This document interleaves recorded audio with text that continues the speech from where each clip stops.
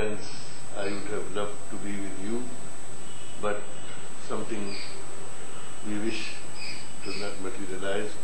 So I think it is a golden opportunity to be speaking to you.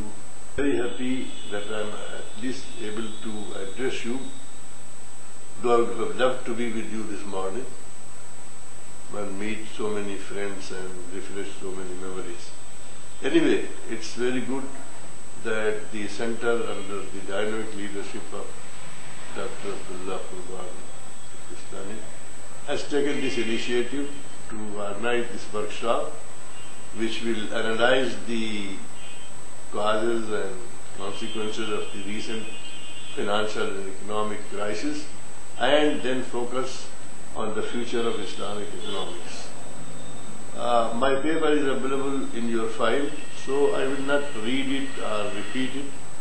Rather, I will say something based on it, and that's something which mostly relate to the future, because our realizing the past and considering the situation as at present is all motivated by trying to secure a better future. In the past as in the present, there are two aspects of the situation to be considered.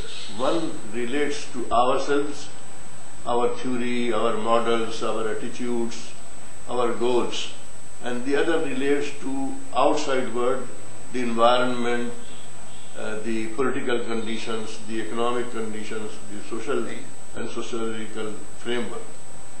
I would remind you that there has been a big change, at least in the environment. The changes are too many to be counted, but do remember that when it all started in the first quarter of 1920s, the Muslim world was dominated by colonial powers, and our struggle to get rid of them got mixed with our desire to live according to Islamic teachings. Now, this was some sort of confrontation. It had to be confrontation. So there was confrontation between us and the colonial powers, and there was confrontation in the world at large, what is now termed as Cold War, confrontation of capitalist bloc with the communist and socialist blocs. There was a third level of confrontation which came a little later in the second quarter of the 20th century, when almost all of the Muslim countries ruled earlier by European powers got their freedom one by one, but the rulers there were not in sync with the people. The people had one kind of setup in mind, and the rulers had another kind of setup in mind. So there was a continuous confrontation between Muslim rulers and their Muslim populations. Unfortunate as it was, it continued for at least the middle, up to at least the middle of the 20th century and even beyond. So by and large, that was an age of confrontations in which Islamic economics were born. Now compare that to the situation in this first quarter of the 21st century. Gone are the colonial powers, gone are those rulers who were not in sync with their populations, and gone is the Cold War. Instead, everyone is scared of threat to human population on this planet Earth coming from outside. We have global warming, we have other ecological problems, disappearing species, and the expanding population causing unsustainable burden on the water available for drinking and use, and so many other facilities like the cutting of rainforests, which are depriving our environment with fresh air and all that. So humanity today is more scared by common challenges to its existence and continuation than challenges from one part of humanity to another part of humanity. This called for and is bringing out a basic change in attitude. What is that change?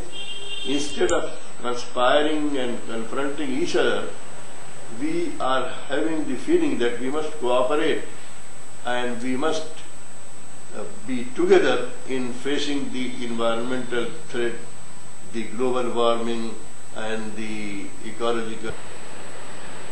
So I was telling you that the confrontation which was endemic into the situation when it all started, Islamic economics and its implementation, has gone. It has gone not entirely from the scene. Some people are still willing to fight anyone, anytime, anywhere. But by and large it has lost its rationale, and the emphasis is on cooperation between people of all faiths, all colors, all races, all countries. People have come to realize, especially after the two world wars in the 20th century resulted in the loss of 50 million human lives to no effect. If we look back, we say the same thing about the recent wars in Iraq, Afghanistan. All this loss of human life has brought no good to anybody. So people are sick of war, sick of confrontation, sick of strife and conflict. There is a general desire for cooperation and integrated efforts. Along with this big change, there is a subtle change in the way we conceive our mission. If you remember the way we defined our earlier agenda, I cannot reproduce the entire agenda, it would be too long, it takes too much time. Let me reduce it to 3 items only. So Islamic economic agenda, which we tried to promote in Muslim countries which had recently attained their independence, and also in big Muslim communities like the Indian Muslims, had 3 items. We said eliminate riba, implement zakat, and ensure development, economic development. So this 3-item agenda was broadly based on our books. I don't mean only Islamic economics books, of which few had been written during the second quarter of the 20th century, and those writers naturally took their views from Quran and Sunnah. So these are the 3 top priority items.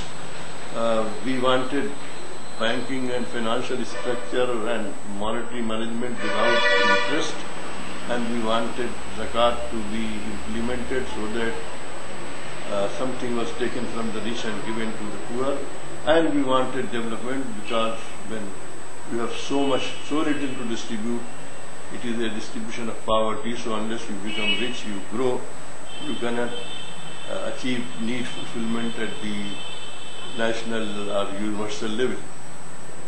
Now, if you look at what has been happening recently, I am naturally referring to Arab Spring, how it started in Tunisia, in Egypt, and all over the Arab world. And if you gauge the sentiments of Muslims everywhere, these are not the top agenda. Why? Partly because even after 50 years of emphasis on eliminate riba and implement zakat and economic development, very little benefit has been done to the at least 50%